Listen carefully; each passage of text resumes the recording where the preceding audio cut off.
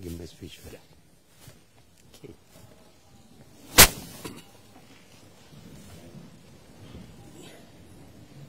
Good evening. Good evening, everyone. Firstly, I would like to say thank you to Cambridge Union for this invitation to speak to this very distinguished audience. I'm, of course, the Prime Minister of Malaysia. At one time, of course, we were known as Malaya. And as Malaya, we were a part of the British Empire. And we were a colony, almost a colony of Britain. Although Britain did not conquer us, they came in through treaties with promises to protect us. So we were British protectorate, but unfortunately they were not able to protect us from the Japanese. So anyway, as a part of the British Empire, we were brought up to be Eurocentric. We feel that all the good things must come from Europe. They are the only people who could do the right things. And so we borrowed from Britain in particular a lot of system, ideologies, ways of thinking, moral values, etc. And when we became independent, of course Malaysia was very pro-West. We looked to the West for guidance, for ideas and the like. Halfway through, we decided to look east. This is not something which ex-colonies do, but we decided that we should look east, because in the east there are many countries which have done very well. Japan, for example, was doing quite well, and was well on the way to becoming the second biggest economy in the world. There was also Korea. Then there was China and other Eastern countries doing quite well. And for that reason, we decided to look east, to learn from the East, because now we find that the East not only had caught up with the West, but in many instances had actually advanced beyond what Western achievements. So after looking at the East, we learned a lot from them, and Malaysia became one of those countries which made tremendous progress to the point where it became known as a newly industrializing country, or sometimes we were known as one of the Asian tigers. We learned from the Japanese a lot of things, not just technology, but also we learned about their work ethics. And we believe that their work ethics contributed to their success. We tried to adopt some of their work ethics, and in the process, Malaysia was able to compete with the other newly independent countries, and we made a lot of progress unexpectedly, because we were an agricultural country, but we became fairly well industrialized by looking at Japan, Korea later on, and now, of course, we are looking at China.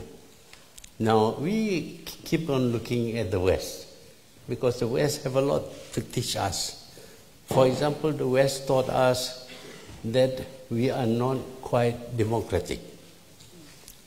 It's one of the things that we learned from the West, that we are not quite democratic, although we do have elections, and the opposition did manage to win quite a number of seats, but we were told that we were not democratic enough because we do not change governments every time we have elections. The same party won every election and continued to be the government of the country. And this lasted for 60 years until in 2018 when the government party, the coalition which won independence for the country, they lost to a new coalition of the opposition parties. Of course, we were also not really democratic. We were ruled by dictators who had so many cronies.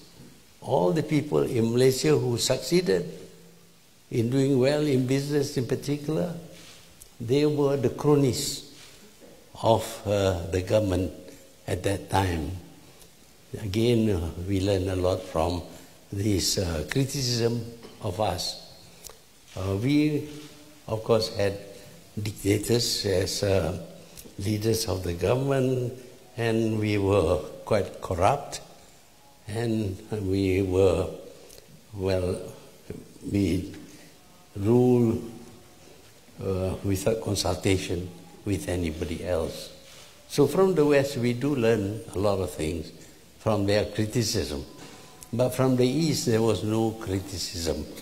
They seemed to have nothing to say against us. But the West is always telling us, you are doing things wrong, you are not up to the mark, you are not democratic enough, and all sorts of other criticisms were leveled at us. And of course, we accepted this criticism because we feel that the West doesn't really mean what they say. You know, the English language, sometimes they say one thing and they mean another thing. For example, the chairman in Parliament is called Mr. Speaker, but he's not allowed to speak. Malaysia, of course, is a member of the British Commonwealth of Nations, but the wealth is confined to a few countries only. It's not common at all. During the time when we were under British rule, they used to call the Malay sultans the rulers, but of course they were not allowed to rule. And the rulers had advisors who actually rules. So in the English language, when they say something, it doesn't really mean what they say. So when they criticize us that we are dictators and things like that, I don't think they mean it.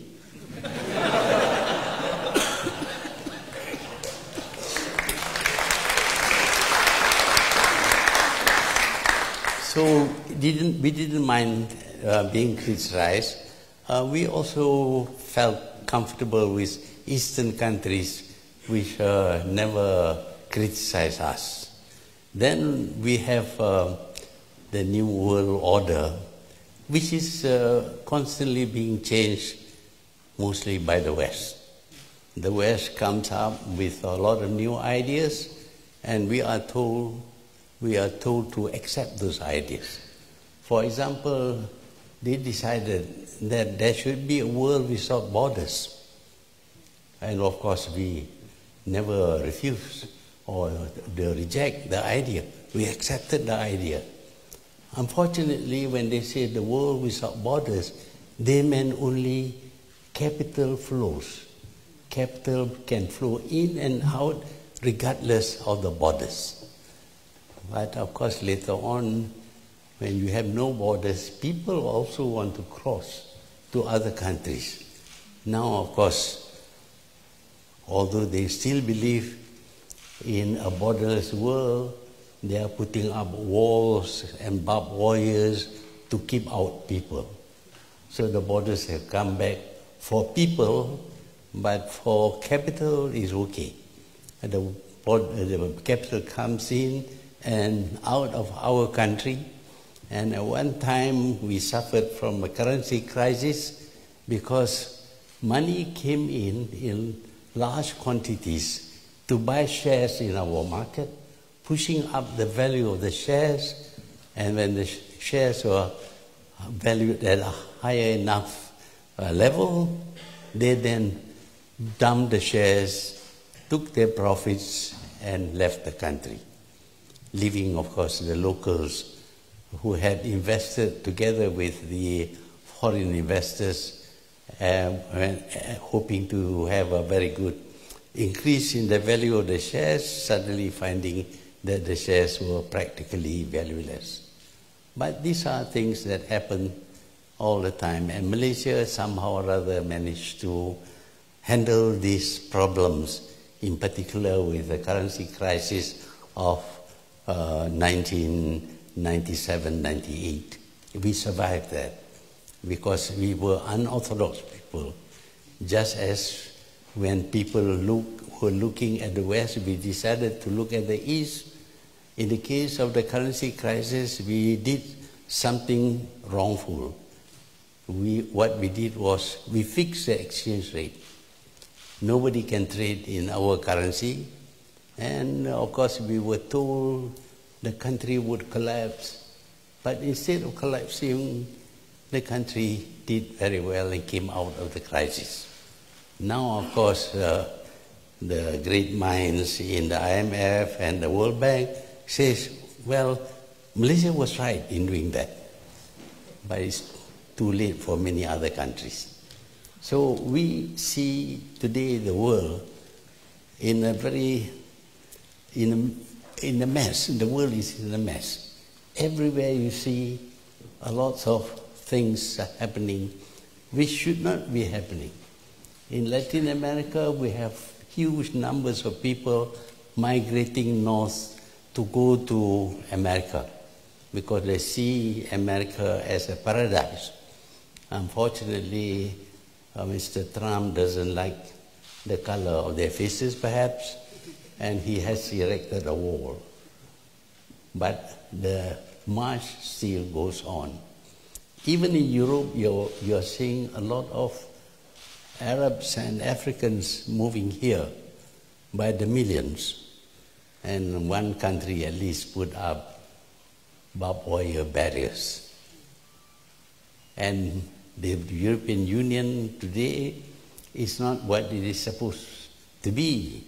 We have Brexit, we have a lot of unhappiness about the Union, we have differences of opinion, etc., so that the European Union, instead of being a model for the rest of the world, has now deteriorated and is no longer regarded as a model. In the Middle East, of course, there are wars being fought. Why? It is because the Western world feels there should be a regime change. There should be democracy. And what is the result? The result is anarchy. In many of the Middle Eastern countries, there is a lot of fighting, tribal wars, civil wars, and even open wars between nations. That is what is happening in the Middle East. And also we are looking at the confrontation between US and China, and also US and Iran. And this confrontation has led to warships being sent to the South China Sea and to the Gulf, and we are now on the brink of a war. God forbid that we should have a war now, because we are likely to destroy this whole world. But again, the East is very silent. We are not proposing ideas for the rest of the world to accept. We are ready and willing to accept ideas coming from the rest of the world, basically from the West. And we find, unfortunately, that after fighting wars for more than 3 millennium, we find that the idea of wars to settle conflict is still there. And the threats are always being thrown at various small countries. And if you don't accept the sanctions being imposed on a country, if you try to trade with that country, then you too will face sanctions. So the world is not free at all. We are being governed by the most powerful countries in the world. My belief is that war is a crime. Killing people, if you kill a person, you will be charged for murder. However, if you kill 7 million people, you are decorated with medals and they erect statues for you. So this seems to be at odds with our moral values. You kill one person, it's okay. It's not okay. You will be charged and probably be hanged if you are in Malaysia. We still have the death penalty. But if you kill 7 million people, that's okay. You are glorified, your name appears in history books and all that. So there is something wrong with our way of thinking.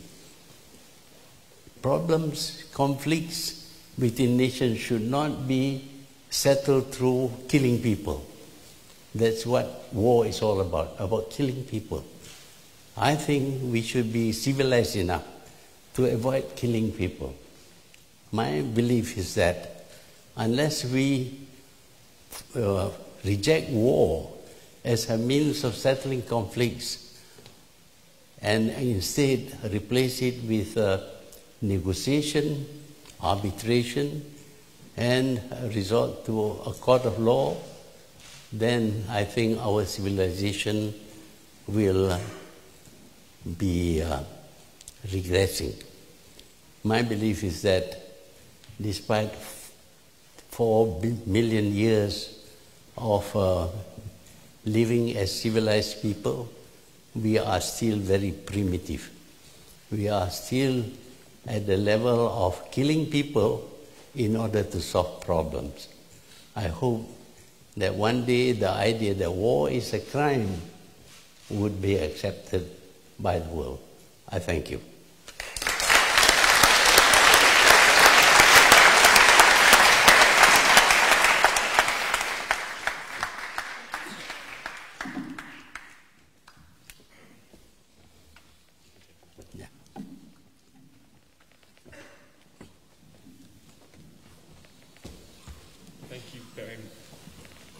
Thank you very much for that speech.